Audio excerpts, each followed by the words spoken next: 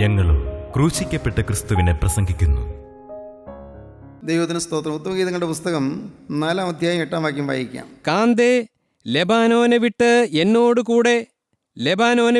എന്നോടുകൂടെ വരിക.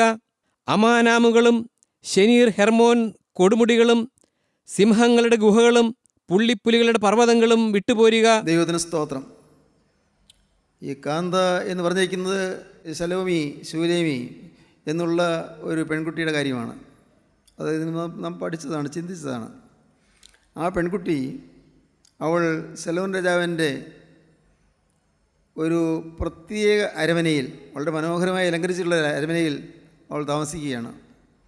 അവളോട് താമസിക്കുന്ന സമയത്ത് അവൾക്ക് എന്തെല്ലാം കേട്ടാലും ശലോമോൻ്റെ ആഗ്രഹത്തോട് അനുകൂലമായി പ്രതികരിക്കാൻ തോന്നിയില്ല.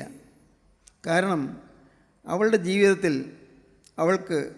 അവളെ രക്ഷിച്ച, അവളെ വീണ്ടെടുത്ത, അവൾക്ക് ജീവൻ നൽകിയ ഒരാട്ടിടയനെ അവൾക്ക് പരിചയമുണ്ട്. അതൊരു കഥയാണ്. ഈ പുസ്തകത്തിൻ്റെ ഉത്തമഗീതത്തിൻ്റെ അവസാന ഭാഗത്തേക്ക് വരുമ്പോൾ കാണാം, നാരകം ചുവട്ടിലല്ലോ നീ എന്നെ പ്രസവിച്ചതെന്ന്, നാരകത്തിൻ്റെ ചുവട്ടിൽ വെച്ച്. മരുഭൂമിയിൽ നിന്ന് തൻ്റെ പ്രിയൻ്റെ മേൽ ചാരിക്കൊണ്ടുവരുന്നോരിവൾ ആര്? നാരകത്തിൻ ചുവട്ടിൽ വെച്ച് ഞാൻ നിന്നെ ഉണർത്തി. അവിടെ വെച്ചല്ലോ നിന്റെ അമ്മ നിന്നെ പ്രസവിച്ചത്. അവിടെ വെച്ചല്ലോ നിന്നെ പെറ്റവൾക്ക് ഈറ്റുനോവ് കിട്ടിയത്. പഴയ ചരിത്രമുണ്ട്. ഈ പെൺകുട്ടിക്ക് ഒരു പഴയ ചരിത്രമുണ്ട്. അവളുടെ അമ്മ അവളെ പ്രസവിക്കാൻ നേരത്ത് ഒരു വനപ്രദേശത്തേക്ക് പോയി. കാരണം ആരും കാണണ്ടായെന്ന് വിചാരിച്ചു. ആൺകുട്ടിയാണെങ്കിൽ ജീവിപ്പിക്കാം, അല്ല പെൺകുട്ടിയാണെങ്കിൽ അതിനെ ഇട്ടേച്ച് പോരണം, എങ്ങനെയെങ്കിലും മരിക്കട്ടെ.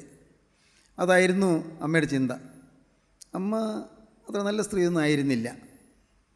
അമ്മ അവളെ പ്രസവിച്ചത് നാരകത്തിൻ്റെ ചുവട്ടിൽ, ഒരു നാരകത്തിൻ്റെ ചുവട്ടിൽ ഒരു ചെറിയ തണൽ മാത്രമേ അവിടെയുള്ളൂ.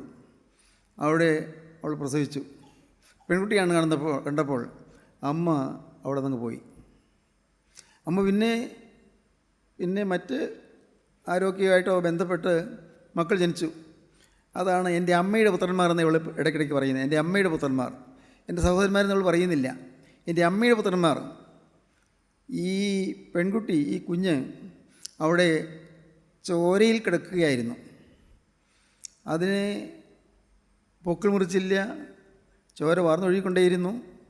അതിനെ കഴുകി വെടുപ്പാക്കിയില്ല, അതിനെ തുടച്ച് വൃത്തിയാക്കിയില്ല.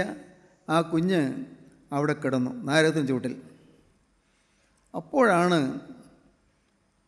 കാട്ടിലൊരു കുഞ്ഞിൻ്റെ കരച്ചിലിൻ്റെ നേർത്ത സ്വരം കേട്ട് ആട് നോക്കുന്ന ഒരാട്ടിടയൻ അതിൽ വന്നത്. അവന് കുഞ്ഞിനെ കണ്ടു, അവന് കുഞ്ഞിനെ എടുത്തു. അത് വിശദമായി അറിയണമെങ്കിൽ എസ്കേൽ പ്രവാചകൻ്റെ പുസ്തകം നോക്കണം. ഇതിന് വേദപുസ്തകത്തിലെ ഓരോ കാര്യങ്ങൾക്കും നമുക്ക് വളരെ അത്ഭുതകരമായ സാദൃശ്യം കാണാൻ സാധിക്കും. വേദപുസ്തകത്തിൽ ഇവിടെ ഈ പറഞ്ഞ കാര്യത്തിൻ്റെ അതിൻ്റെ ശരിയായ വിശദീകരണം നമുക്ക് കിട്ടുന്നത് എസ്കേൽ പ്രവാചകൻ്റെ പുസ്തകം 16-ാം അധ്യായത്തിൽ 4-ാം വാക്യം മുതൽ. നിന്റെ ജനന വസ്തുതയോ ജനിച്ച നാളിൽ നിന്റെ പൊക്കിൾ മുറിച്ചില്ല. നിന്റെ ജനന വസ്തുതയോ ജനിച്ച നാൾ നിന്റെ പൊക്കിൾ മുറിച്ചില്ല. നിന്നെ വെള്ളത്തിൽ കുളിപ്പിച്ച് വെടിപ്പാക്കിയില്ല. ഉപ്പ് തേച്ചില്ല, തുണി ചുറ്റിയതുമില്ല. നിന്നോട് മനസ്സലിവ് തോന്നിയിട്ട് ഇവയിൽ ഒന്നെങ്കിലും നിനക്ക് ചെയ്തു തരുവാൻ ഒരു കണ്ണിന് നിന്നോട് കനിവുണ്ടായില്ല. നിന്നോട് മനസ്സലിവ് തോന്നിയത് ചെയ്തു തരാൻ ഒരു കണ്ണിന് നിന്നോട് കനിവുണ്ടായില്ല.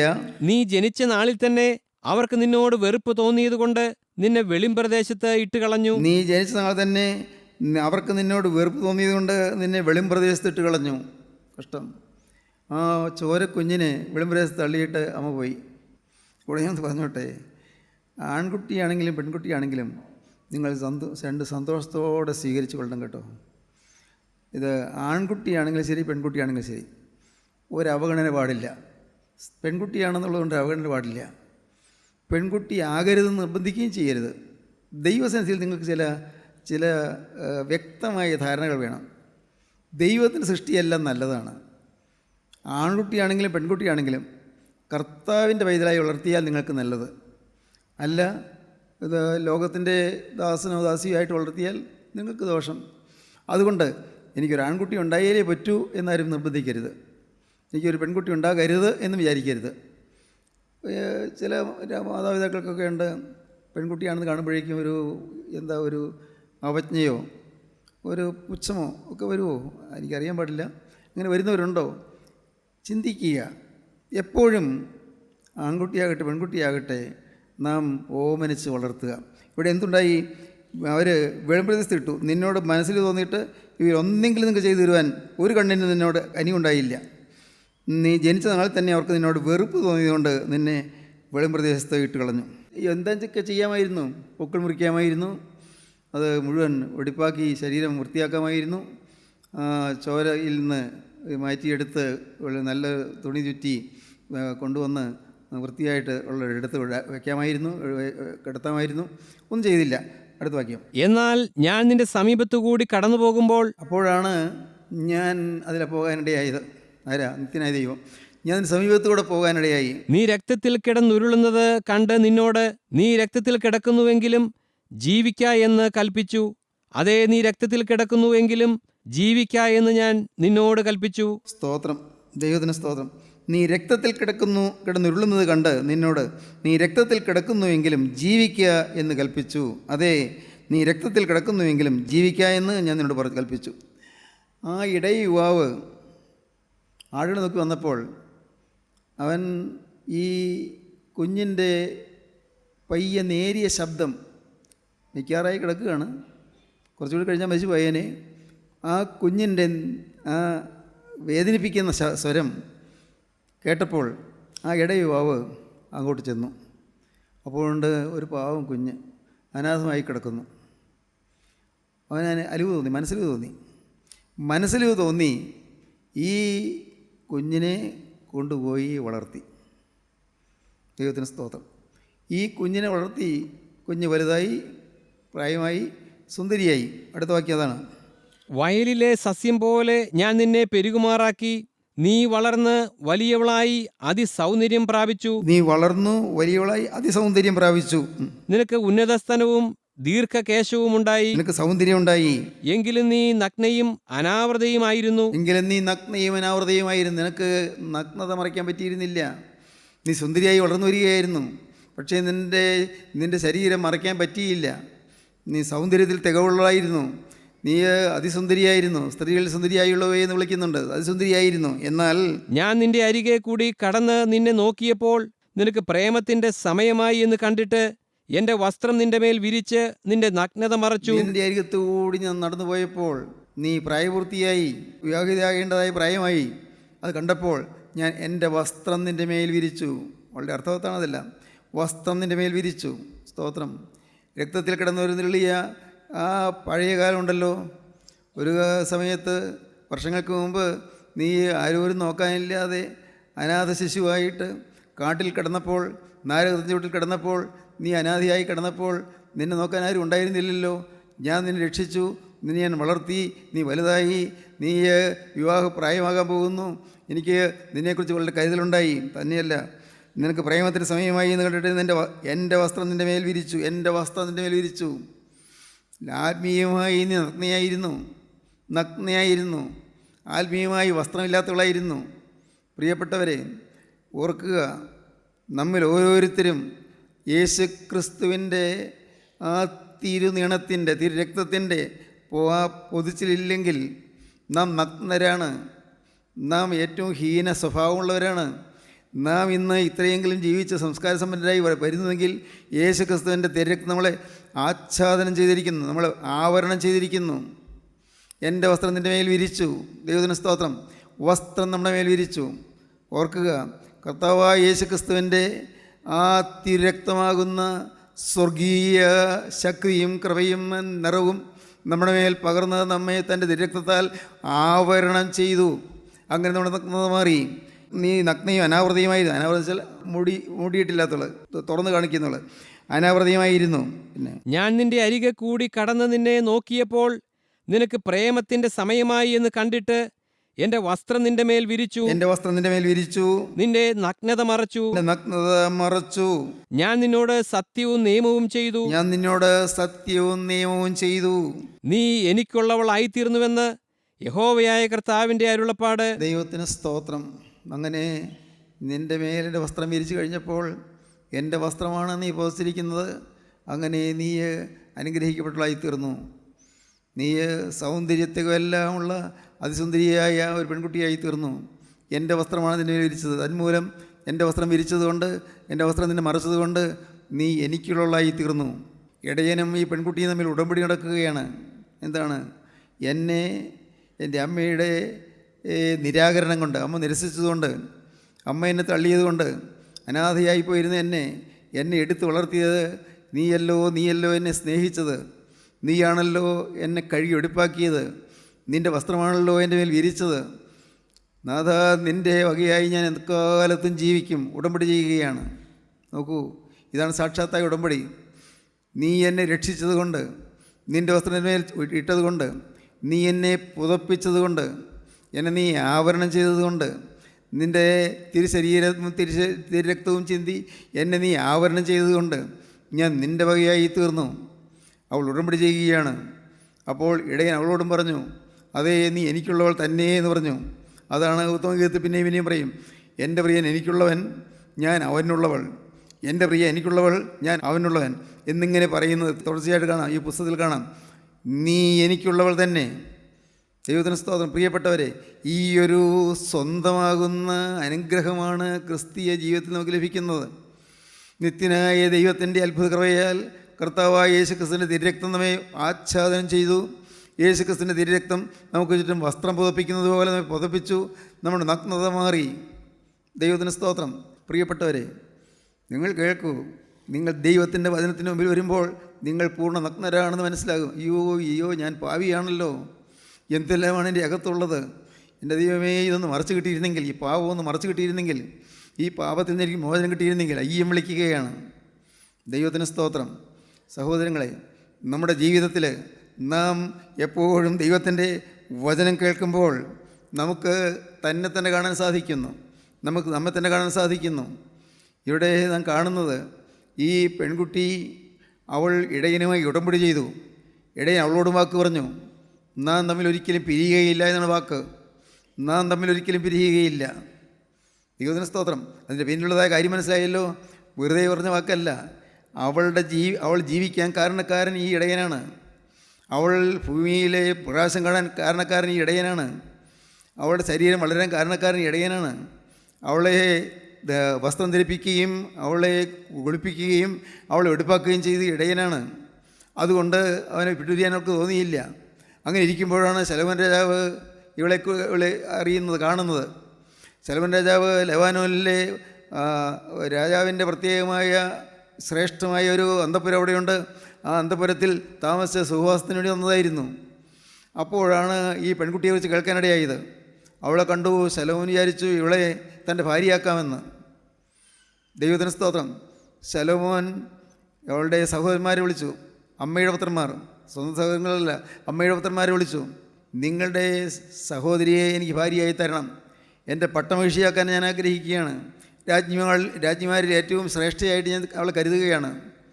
അവർക്കുണ്ടായ സന്തോഷത്തിന് അതിരില്ല. അവർ ചെന്നു ഈ പെൺകുട്ടിയോട് പറഞ്ഞു, ശലോമിയോട് പറഞ്ഞു, മോളെ, നമുക്ക് മഹാഭാഗ്യം വന്നിരിക്കുന്നു. കൊട്ടാരത്തിലെ ശ്രേഷ്ഠനായ രാജാവ് നിന്നെ ഭാര്യയാക്കാൻ ആഗ്രഹിക്കുന്നു. കുഞ്ഞെ, നീ വേഗം കൊട്ടാരത്തിലേക്ക് പോകാൻ ഒരുക്കിക്കൊള്ളൂ. അവൾ പറഞ്ഞു, ഇല്ല, ഞാൻ നാരകത്തിൻ്റെ ചുവട്ടിൽ വെച്ച് തന്നെ അമ്മ പ്രസവിച്ചപ്പോൾ, ആരും നോക്കാതെ കിടന്നപ്പോൾ, എനിക്ക് ആരോരുമില്ലാതെ ഞാൻ വലഞ്ഞപ്പോൾ, നഗ്നയായി ഞാൻ കിടന്നപ്പോൾ, എന്നെ രക്തം കൊണ്ട് മൂടി കിടന്നപ്പോൾ എന്നെ താങ്ങി എഴുന്നേൽപ്പിച്ച ഒരു ഇടയനുണ്ട്. ആ ഇടയനെ വിട്ട് മാറാൻ സാധ്യമല്ല. ആ ഇടയനോടാണ് എൻ്റെ ജീവിതത്തിൻ്റെ ഉടമ്പടി ഞാൻ ചെയ്തിരിക്കുന്നത്. എനിക്ക് മാറാൻ പറ്റുകയില്ല.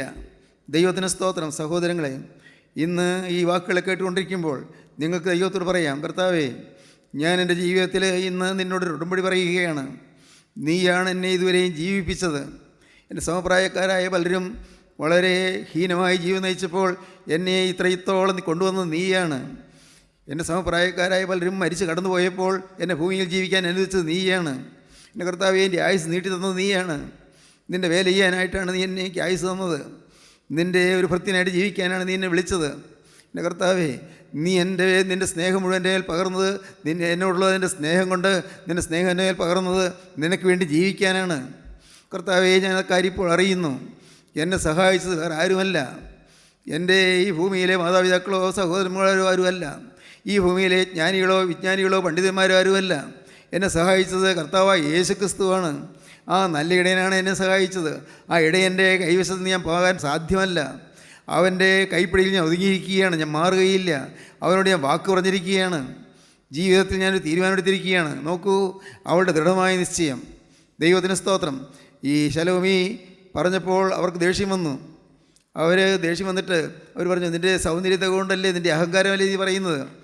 നിന്നെ ഞങ്ങൾ മുന്തിരിത്തോട്ടത്തിന് കാവലാക്കി നിന്നെ നിർത്തുകയാണ്. അതുകൊണ്ട് സമ്മതിക്കാൻ നിർവാഹമില്ലല്ലോ. അവൾ മുന്തിരിത്തോട്ടത്തിന് കാവൽ നിന്നു. അതുകൊണ്ട് എന്തു പറ്റി? അവൾ കറുത്തിരുണ്ടു പോയി. സുന്ദരിയായ പെൺകുട്ടി, അവൾ കറുപ്പ് നിറം പറ്റി. അത് 1-ാം അധ്യായത്തിൽ പറയുന്നുണ്ട്. 1-ാം അധ്യായത്തിൽ വായിക്കൂ. എനിക്ക് ഇരുൾ നിറം പറ്റിയിരിക്കിയാലും ഞാൻ വെയിൽ കൊണ്ട് കറുത്തിരിക്കിയാലും എന്നെ തുറിച്ചു നോക്കരുത്. വെയിൽ കൊണ്ട് ഞാൻ കറുത്തിരിക്കിയാലും എന്നെ തുറിച്ചു നോക്കരുത്. എന്റെ അമ്മയുടെ പുത്രന്മാർ എന്നോട് കോപിച്ചു. എന്നെ മുന്തിരിത്തോട്ടങ്ങൾക്ക് കാവലാക്കി. അങ്ങനെ എൻ്റെ സൗന്ദര്യം ക്ഷയിച്ചു. മുഖം പ്രാകൃതമായി. ഞാൻ കറുത്തിരുണ്ടുപോയി. യെരുശലേം പുത്രിമാരെ, ഞാൻ കറുത്തവളെങ്കിലും കേദാര്യ കൂടാരങ്ങളെ പോലെയും ശലോമോന്റെ തിരശീലകളെ പോലെയും അഴകുള്ളവളാകുന്നു. ദൈവത്തിന് സ്തോത്രം. ഞാൻ കറുത്തവളായി പോയി, ഇരുൾ നിറം പറ്റി, പക്ഷെ എന്നാലും ഞാൻ അഴകുള്ളവളാണ്. ദൈവത്തിന് സ്തോത്രം. പ്രിയപ്പെട്ടവരെ, ജീവനുള്ള ദൈവത്തിൻ്റെ കൃപയാൽ നമുക്ക് കർത്താവ് ആത്മീയമായ അഴക് തരുവാൻ കർത്താവ് പ്രസാദിച്ചു. നമുക്കൊരു സുബോധം തരുവാൻ കർത്താവ് പ്രസാദിച്ചു. ഇന്ന് അത് തന്നെയാണ് നടക്കുന്നത്. നിങ്ങൾ ഈ വചനം കേട്ടുകൊണ്ടിരിക്കുമ്പോൾ നിങ്ങൾ കർത്താവ് സുബോധം തരികയാണ്. നിങ്ങൾ കർത്താവ് വെളിവ് തരികയാണ്. ഞാൻ ആരെയും തിരിച്ചറിയാനുള്ള കൃപ തരികയാണ്. ദൈവത്തിന് സ്തോത്രം.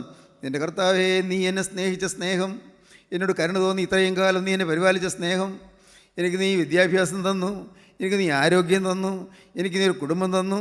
കർത്താവേ, എനിക്ക് ജീവിതത്തിൽ എല്ലാം തന്നു. ഇത്രയോളം നീ എന്നെ നടത്തിയല്ലോ.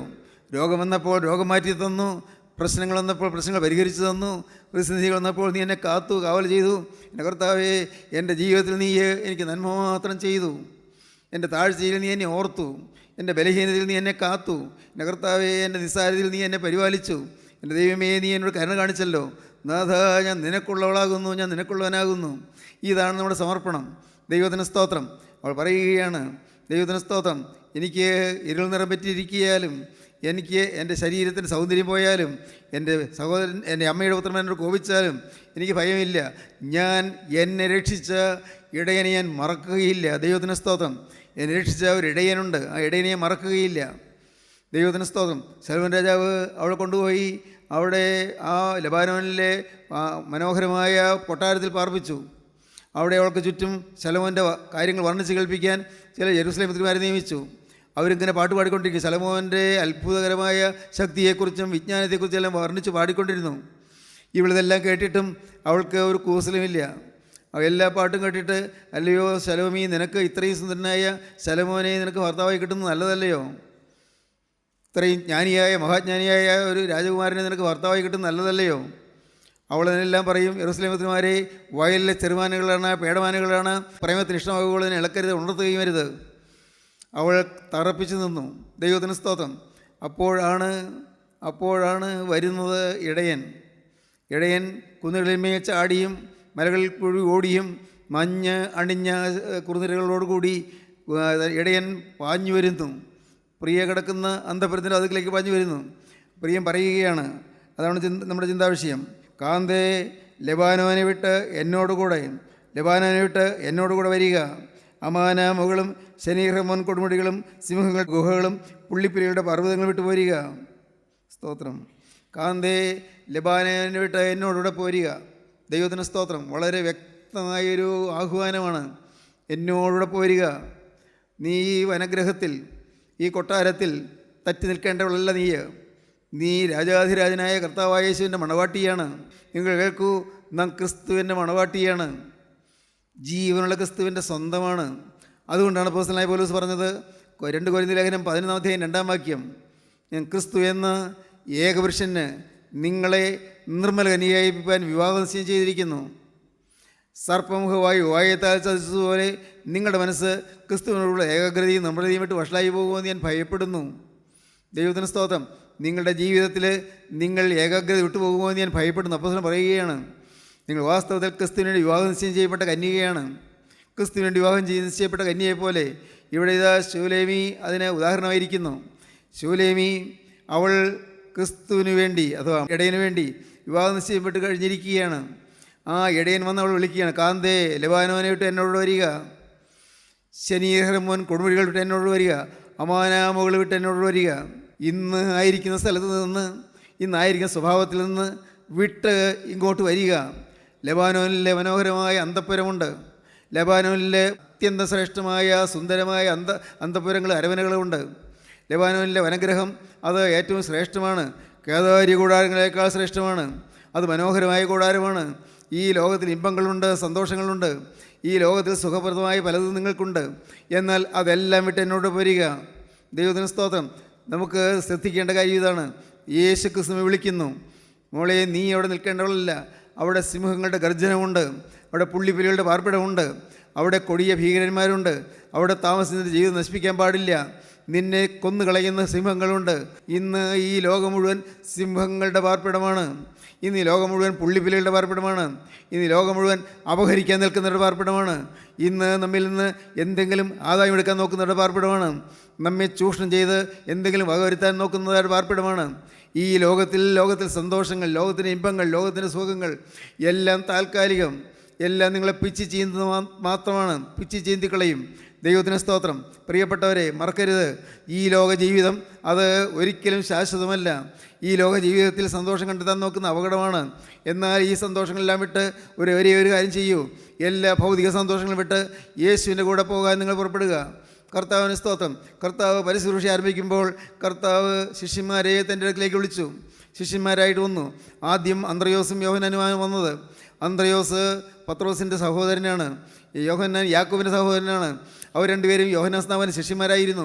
യോഹന്നാൻ സ്നാപകൻ്റെ ശിഷ്യന്മാരായിരുന്നവർ യോഹന്നാൻ സ്നാപകൻ്റെ അടുക്കൽ നിൽക്കുമ്പോൾ, യോർദാനാറ്റിൽ ആറ്റരിയിൽ നിൽക്കുമ്പോഴാണ് യേശു കടന്നു പോകുന്നത്. അപ്പോൾ യോഹന്നാൻ സ്നാപകൻ യേശുവിനെ ചൂണ്ടിക്കാണിച്ചു, ഇതാ ലോകത്തിൻ്റെ കുഞ്ഞാട്, ഇതാ ദൈവത്തിൻ്റെ കുഞ്ഞാട്, ഇതാ ലോകത്തിൻ്റെ പാവം ചുമന്നൊഴിക്കുന്ന ദൈവത്തിൻ്റെ കുഞ്ഞാട്, ലോകത്തിൻ്റെ പാവം ചുമന്നൊഴിക്കുന്ന ദൈവത്തിൻ്റെ കുഞ്ഞാട് എന്ന് കേട്ടപ്പോൾ അവർക്ക് കൗതുകം തോന്നി. ഈ അന്ത്രയോസും യോഹന്നാനും യേശുവിൻ്റെ പിന്നാലെ നടന്നു.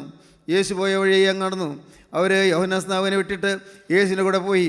എന്നിട്ട് ചോദിച്ചു, ഗുരു നീ എവിടെ പാർക്കുന്നു? യേശു പറഞ്ഞു, അല്പം മധുരമായിട്ടാണ് പറഞ്ഞത്, വന്ന് കാണുക. കാരണം ഇന്നടുത്ത് പാർക്കുമെന്ന് പറയാൻ സ്ഥലമില്ല, പാർപ്പിടമില്ല. വന്ന് കാണുക. ലോകത്തിൻ്റെ ഉടയവന്, അഖിലണ്ടത്തെ മെനഞ്ഞവന്, ഈ അണ്ടകടാഹത്ത് മെനഞ്ഞവന് പാർപ്പാൻ ഇടമില്ല എന്ന്. ദൈവത്തിന് സ്തോത്രം. നിങ്ങൾ വന്ന് കാൺമീൻ, വന്നാൽ കാണാം, അത്രയേ ഉള്ളൂ. വന്ന് കാൺമീൻ. ദൈവത്തിന് സ്തോത്രം. സഹോദരങ്ങളെ, യേശു ക്രിസ്തു അന്ന് തൻ്റെ കൂടെ ആ ശിഷ്യന്മാരെ കൂടെ നടത്തി. അന്ന് ഒലിവുമലയുടെ ആ ചെരിവിലുള്ളതായ ആ ചെറിയ ഗുഹയിൽ യേശു ഇരുന്നു. അവർ കാൽക്കൽ ഇരുന്നു. യേശു അവരോട് സംസാരിക്കാൻ തുടങ്ങി. അന്ന് രാത്രി അവർക്ക് മറക്കാൻ ഒക്കുകയില്ല. യേശു സംസാരിച്ച രാത്രി, ഹല്ലേലൂയ, ദൈവത്തിന് സ്തോത്രം. യേശു അവരോട് സംസാരിച്ച രാത്രി മറക്കാൻ ഒക്കുകയില്ല. യേശുവിൻ്റെ മധുരശബ്ദം കേട്ട രാത്രി മറക്കാൻ ഒക്കുകയില്ല. യേശുവിൻ്റെ സുഖശീതളമായ മധുരനാഥം ഹൃദയത്തിൽ മുഴങ്ങിയതായ നാള് മറക്കാൻ ഒക്കുകയില്ല. ദൈവത്തിന് സ്തോത്രം. ഇന്ന് രാവിലെ യോഹന്നാൻ ചെന്നു, യാക്കോബിനെ വിളിച്ചു. യാക്കോബിനെ വിളിച്ചുകൊണ്ട് വന്നു. അന്ത്രയോസ് പോയി ശീമോനെ വിളിച്ചുകൊണ്ട് വന്നു. ദൈവത്തിന് സ്തോത്രം. കൂടുതൽ വരികയാണ്. യേശു വരിക എന്ന് വിളിക്കുന്നു. വരിക. എൻ്റെ സഹോദരങ്ങളെ, നിങ്ങളെ യേശു വിളിക്കുകയാണ്. നിങ്ങളെ യേശു വിളിക്കുന്നു. മോളെ വരിക എന്നാണ് വിളിക്കുന്നത്. മോനെ നീ വരിക എന്നാണ് വിളിക്കുന്നത്. നിനക്ക് വേണ്ടി ഞാൻ എല്ലാം ചെയ്തല്ലോ എന്നാണ് പറയുന്നത്. നിന്നെ ഞാൻ രക്തം കൊണ്ട് പുതപ്പിച്ചല്ലോ എന്നാണ് പറയുന്നത്. നിന്നെ രക്തം കൊണ്ട് ഞാൻ ആവരണം ചെയ്തല്ലോ എന്നാണ് പറയുന്നത്. നിൻ്റെ പാവങ്ങളിൽ ഞാൻ കഴിയല്ലോ എന്നാണ് പറയുന്നത്. നിനക്ക് സമാധാനകാലം ഞാൻ തന്നല്ലോ എന്നാണ് പറയുന്നത്. നിനക്ക് ഇത്രത്തോളം സൗഖ്യവും സമാധാനം തന്നില്ലേ എന്നാണ് ചോദിക്കുന്നത്. നിനക്ക് എന്തിൻ്റെ കുറവ് വന്നെന്നാണ് ചോദിക്കുന്നത്. എന്തിനാണ് നിനക്ക് കുറവ് വന്നത്? നിന്നെ ഞാൻ കാത്തില്ലയോ? നിന്നെ ഞാൻ പോറ്റിയില്ലയോ? നിന്നെ രക്ഷിച്ചില്ലയോ? ദൈവത്തിന് സ്തോത്രം. നിൻ്റെ കാര്യങ്ങൾ ഞാൻ അന്വേഷിച്ചില്ലയോ? നീ വിളിച്ചപ്പോൾ ഞാൻ ഓടി വന്നില്ലയോ? നീ നിലവിളിച്ചപ്പോൾ ഞാൻ ഓടി അടുക്കൽ എത്തിയില്ലയോ? നീ കരഞ്ഞപ്പോൾ ഞാൻ അടുക്കൽ വന്ന് തലോടിയില്ലയോ? നീ വിഷമിച്ച സമയങ്ങളിൽ നിൻ്റെ ഹൃദയത്തിൻ്റെ വേദനകളെല്ലാം അയറ്റി തണുപ്പിക്കാൻ ഞാൻ നിൻ്റെ അടുക്കൽ വന്ന് നിന്നെ തലോടിയില്ലയോ?